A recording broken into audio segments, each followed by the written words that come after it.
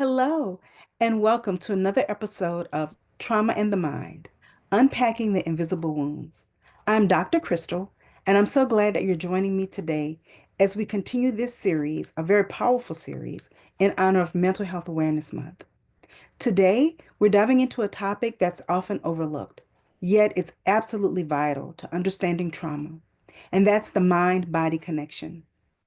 So often, when we think of trauma, we only focus on emotional pain or psychological symptoms. But the truth is, trauma lives in the body. And if we're ever going to fully heal, we have to look at and address both the mind and the body. So let's begin with a phrase that many of you may have heard, and that's the body keeps the score. That quote comes from the groundbreaking work of Dr. Bessel van der Kolk, who studied the profound impact of trauma and what trauma has on the body. His research revealed what many trauma survivors have intuitively known for years. Even when our minds try to forget, or even when our minds try to suppress painful memories, our bodies remember.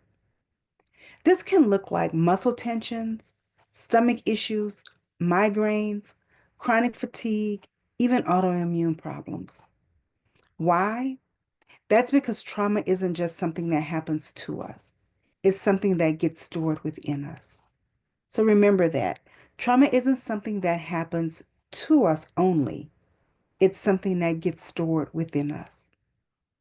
So let's take a look and talk about some of those somatic symptoms or the physical expressions of trauma that you might experience.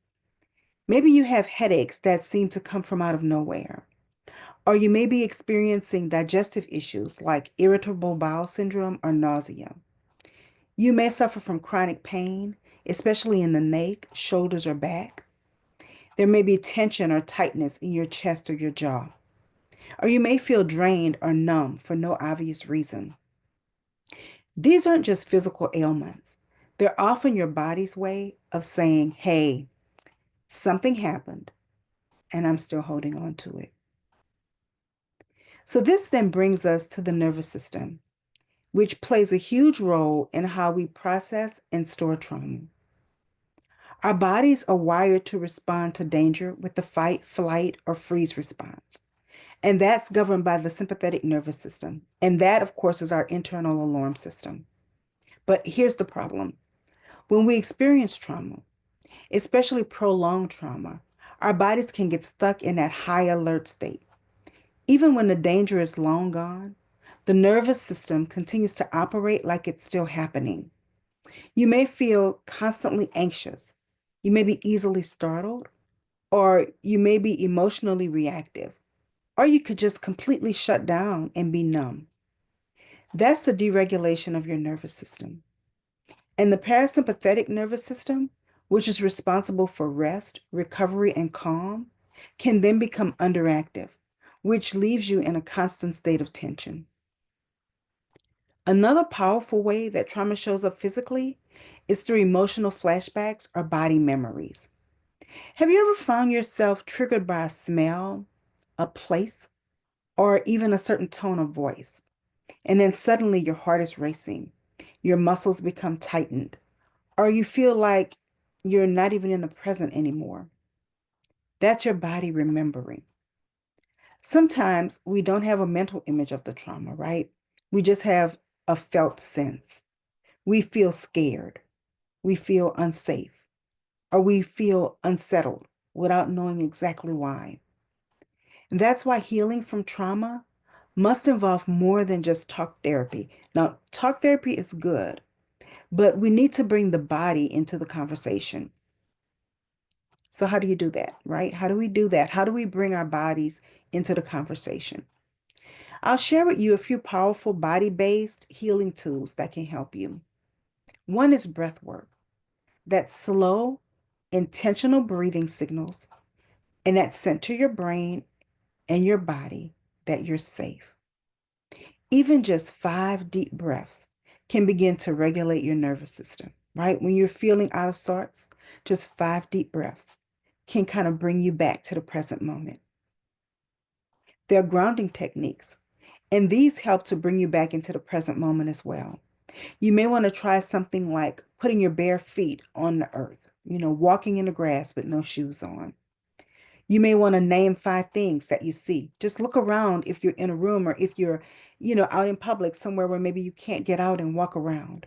Just name 5 things that you can see to help to bring you back to that present moment. Or just holding a textured object, a necklace, a watch, something that you have in your person to kind of recenter you and remind you that, hey, you're here. It's okay. You're in this present moment. Then there's movement. Trauma often gets stored in the muscles. So things like gentle stretching, walking, or even dancing can help to release the tension and it can help to reconnect you with your body. Then there's somatic therapy and trauma-informed yoga. These modalities, right, these practices are specifically designed to help release trauma that's been stored in your body. So remember, there's no one size fits all approach. What may work for you may not work for your mom, your cousin, your best friend. Healing is a deeply personal journey, and it often includes trial and error, right?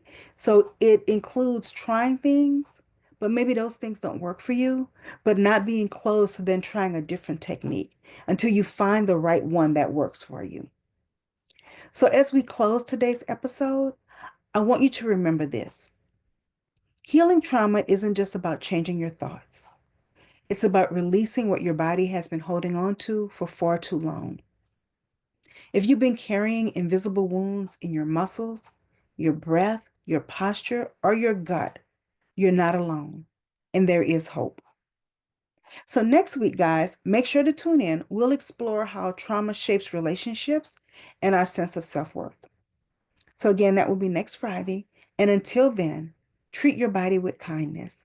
It's been doing its best to protect you.